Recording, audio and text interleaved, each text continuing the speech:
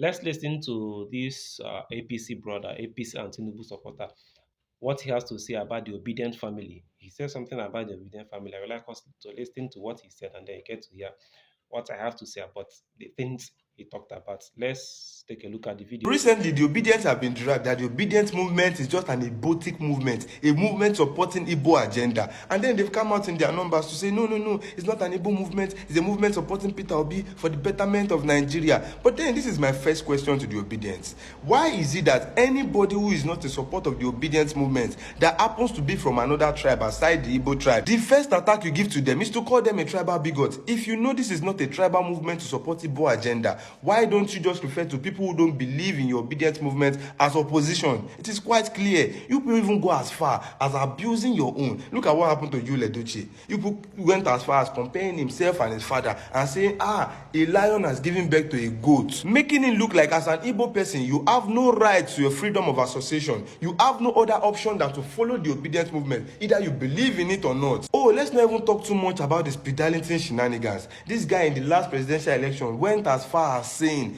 any Igbo girl wey marry Yoruba man go kpai during childbirth, and all of you saw nothing wrong in that. And now you want to prove to me that the obedience movement is not an Igbo movement? Come on, Nigerians, you don't know how much of a bullet we dodged by not allowing Peter Obi emerge in the last presidential election. No. His emergence would have been detrimental to our socio-cultural existence, to our value, to our economy, to our beliefs. Everything would have been messed up by now. Even look at their followers, people that are characterized with online aggressive behaviors, cyberbullying and intimidation of dissenting voices. Once you are not a part of them like this, they don't mind abusing you to your roots. People that are so mannerless that will just go out and attack public figures. At some point it was Seun Kuti, at another point it was Wole Soyinka. Recently it was Omoyele Sowore, the same Omoyele Sowore that will go as far as bailing them when their mouth put them into trouble. The moment he spotted something wrong in Peter Obi and he said it, boom, they carried him on the chalkboard straight up.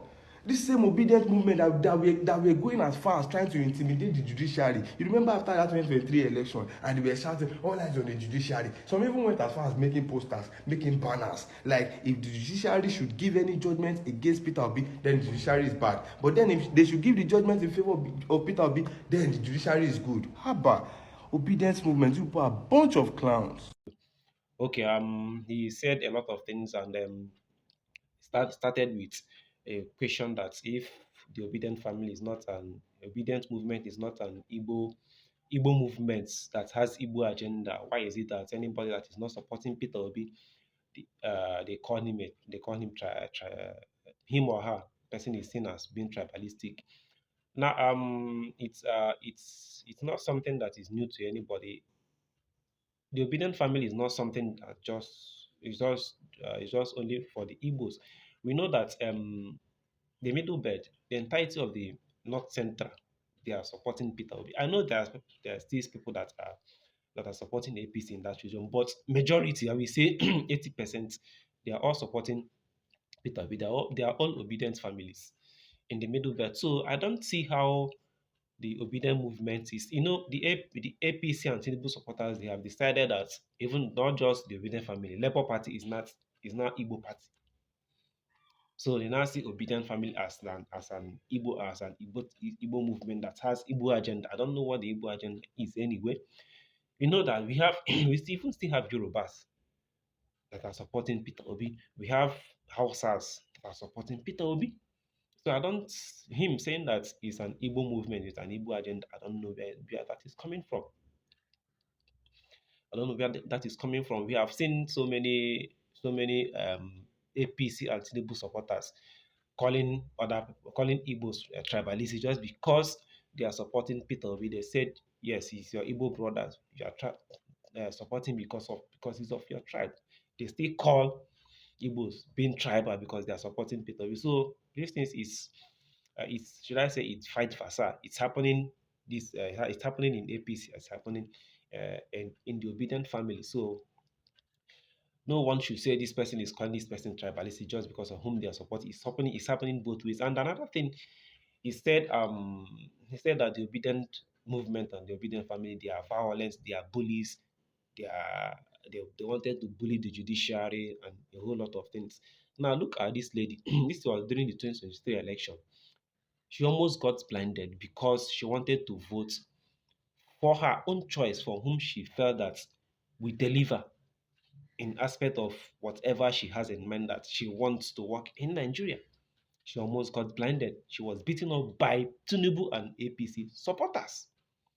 Now, this young man, he didn't see that, but to him, those that is on social media are more violent than those that are causing bodily harm to people. Not only that, take a look at this video. Egbe nnọọ ndị agbara egbe ndị agbara egbe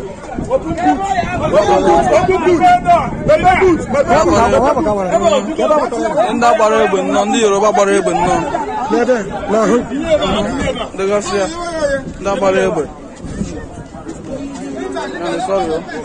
ndị agbara egbe ndị Yoruba na-anụsa anya ndị agbara egbe.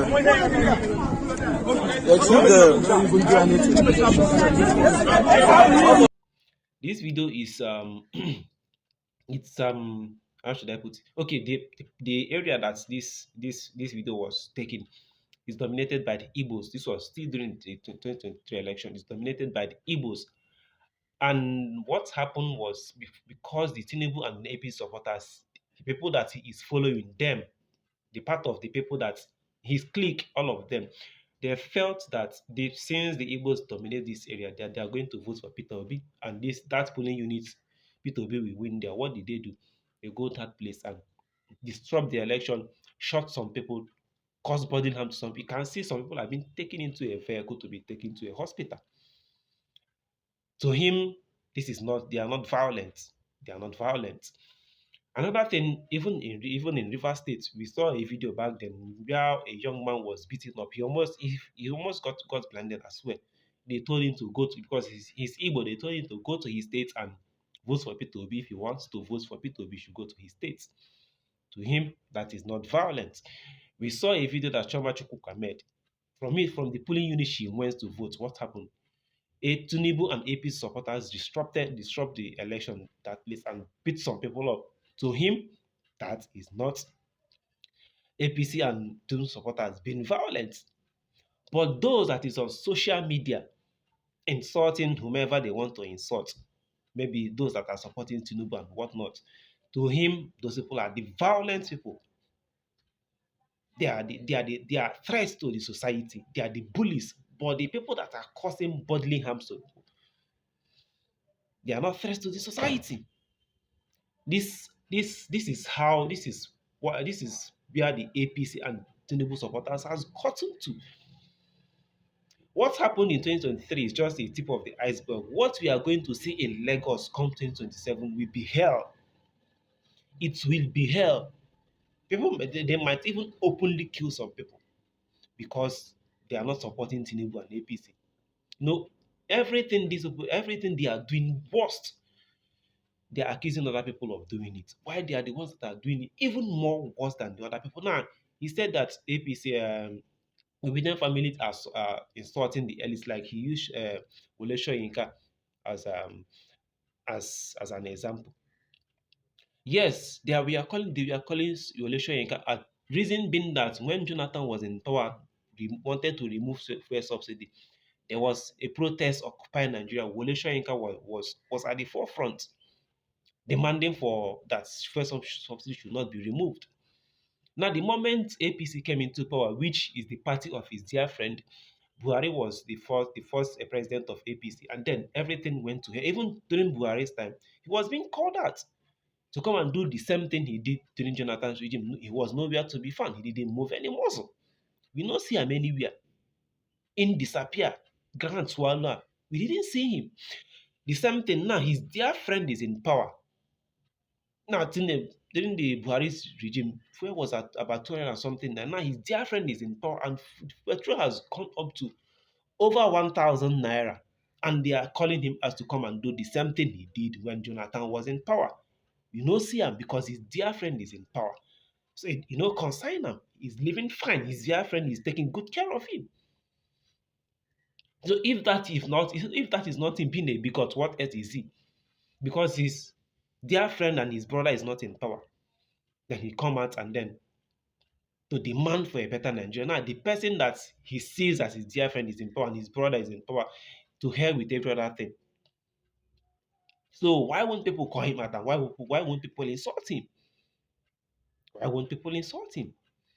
And talking about that Igbos now hate their own because he used Yellow Doche because they were insulting Yellow Doche because he was supporting APC. I don't see Yellow Doche as someone that is actually an APC supporter. That guy, even before the 2023 election, people we are saying a whole lot of things about him.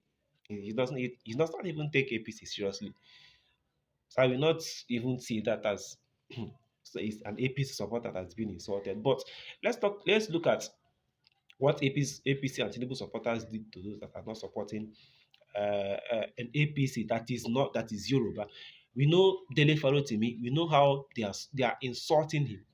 We know how they are the APC supporters and Tinubu supporters are Yoruba. We know how they are calling him betrayer. Him with Mr. Macaroni and a whole lot of other Yorubas that are supporting and Peter Obi. We know what the Europe. We know how the Yorubas they call them Ronu and what are they even calling them? Mr. Macaron and Sheilo are at loghead because Mr. Macaroni is not supporting Tinubu. Now Sheilo no like the guy again. Now Sheilo they see him as his worst enemy because he does not support Tinubu government. Not he's not supporting because the government is dealing with us. So all these things, this young man is not saying, they see him, is blind. That is why I said everything they are doing worst. They are accusing other people of doing it. Why? Meanwhile, they are the ones that is the thing even started from them. It started from them and spread to every other because they are attacking. The other people have to defend themselves and attack them back. To him, he's not seeing all of these things. It's not seeing. It is only the people that is on social media insulting and that is the people that are threats to Nigerian security and to Nigerian society. And them they see. And them they see. See, this is where APC has gotten to. For they see something that is bad, they defend and shield it. Why this? Why the ones that are slightly bad, that is the one they will carry on their head and want Nigerians to see what the obedience are doing. I don't see myself as an obedient, by the way.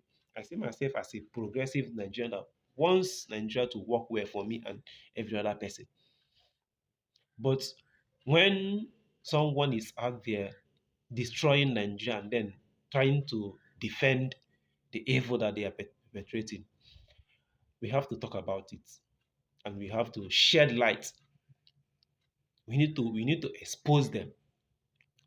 We need to expose them. He's a chronic supporter of Tinubu and he's a chronic defender of Yorubas. Even when they do bad things, they defend them and they support them because they are from his tribe.